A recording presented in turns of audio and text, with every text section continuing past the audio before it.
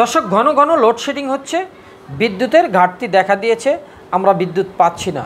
বরাবরই সবসময়ই লোডশেডিং আছে, তবে যেহেতু একটি নির্বাচিত সরকার নেই, সেইভাবে প্রতিবাদ কিন্তু হচ্ছে না। প্রতিবাদ না হলেও ঠিকই কিন্তু আলোচনা সমালোচনা হচ্ছে ইন্টারনেট পাড়ায়, এমনকি চায়ের গলিতে, আড্ডাখানায়, গ্রামে হাটে বাজারে। দেখুন, বিদ্যুতের জন্য যে প্রয়োজনীয় জ্বালানি সরবরাহ, এই সরবরাহ নাকি পাওয়া যাচ্ছে না।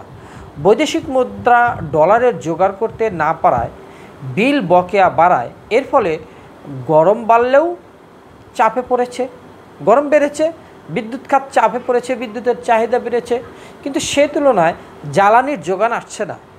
কাপ্তাই বিদ্যুৎ কেন্দ্র থেকে আমরা কতটুকু বিদ্যুৎ পাই, তার চাইতে বেশি পাই কুইক রেন্টাল প্রকল্প থেকে, যেটা কিন্তু আমরা আগেও পেয়েছি।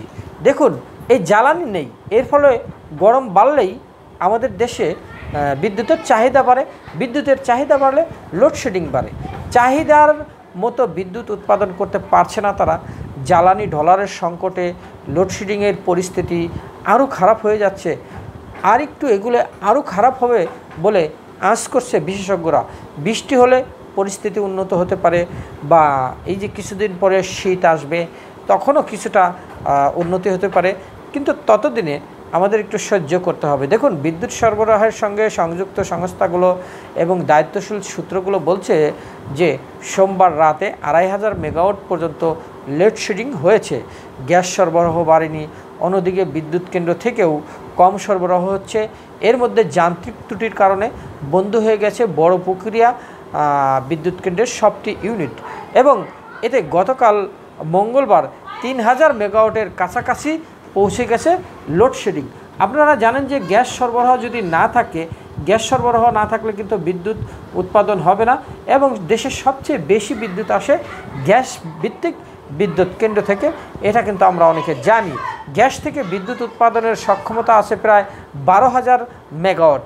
প্রয়োজনের সময় আগে 6500 মেগাওয়াট বিদ্যুৎ উৎপাদন হয়েছে, এখন 5000 মেগাওয়াটের বেশি বিদ্যুৎ উৎপাদন করা যাচ্ছে না। পিবিসি বলছে যে দিনে 120 থেকে 130 কোটি ঘনফুট গ্যাস সরবরাহ পেয়েছে বিদ্যুৎ খাত।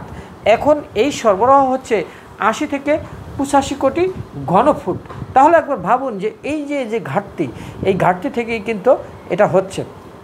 আরেকটি বিষয়, কক্সবাজারের মহেশখালীতে 2টি ভাসমান এলএনজি টার্মিনালের মাধ্যমে দিনে গ্যাস আসে 110 কোটি ঘনফুট। সামিটের এলএনজি টার্মিনাল গত 27 মে থেকে বন্ধ। এতে এখন সরবরাহ হচ্ছে প্রায় 60 কোটি ঘনফুট। এখন 12 সেপ্টেম্বর টার্মিনাল চালু হতে পারে। যদি সেখানে চালু হয়, তখন কিন্তু একটু গ্যাস সরবরাহ বাড়বে এবং বিদ্যুৎ উৎপাদনও বাড়বে। এবং পেট্রোবাংলার চেয়ারম্যান জনেন্দ্রনাথ, উনি কিন্তু বলেছেন যে সামিটের টার্মিনাল চালুর পর মজুদ থাকা গ্যাস থেকে কিছু গ্যাস সরবরাহ করা যাবে, তখন পরিস্থিতি একটু স্বাভাবিক হতে পারে।